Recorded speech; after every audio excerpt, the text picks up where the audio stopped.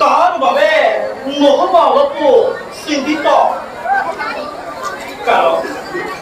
আজিৰ পৃথিৱীত অহংকাৰী অত্যাচাৰীৰ প্ৰাদুৰ্ভাৱ দিনে দিনে বাঢ়িছে সকলে কিন্তু এয়া যে ক্ষণস্থায়ী কাৰণ ধৰ্মই অধৰ্মৰ ওপৰত প্ৰভাৱ বিস্তাৰ কৰিব নোৱাৰে শুনিলে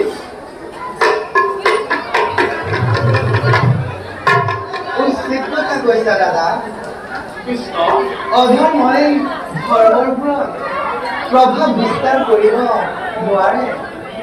তথাপিও দাদা অধৰ্মই আজি প্ৰয়াস কৰিছে ধৰ্মৰ শিৰত উঠি নাচিব তাণ্ডৱ ধৰ্ম আৰু অধৰ্মৰ মাজত চলিছে আজি বিকট সংগ্ৰাম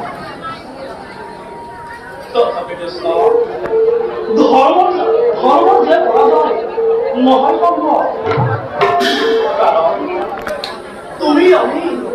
সমগ্ৰ বিশ্বৰ ধৰ্মৰ লগতে আছো স্থিৰ দাদা কৃষ্ণ সেই কথা মই স্বীকাৰ কৰোঁ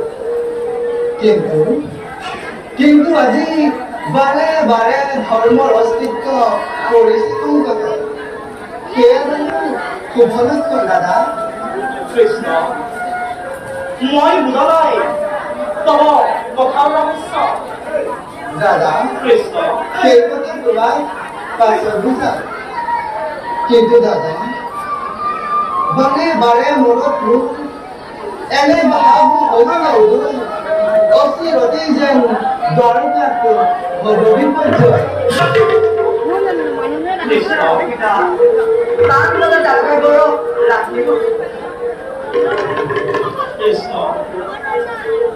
সামান্য অপূৰণ প্ৰতিজ্ঞাৰ কথা চিন্তা কৰি তুমি দুৰ্বল হৈছা কৃষ্ণ নহবা দুৰ্বল মই কৰিব অৱদান সেই অনান্য দৈত্যই দাদা কৃষ্ণ সামান্য জ্ঞান নকৰিবা সেই সাৰ্বজনীন প্ৰতি মহাদেৱৰ পৰা মহাশক্তি লাভ কৰি স্বৰ্গ মৰ্য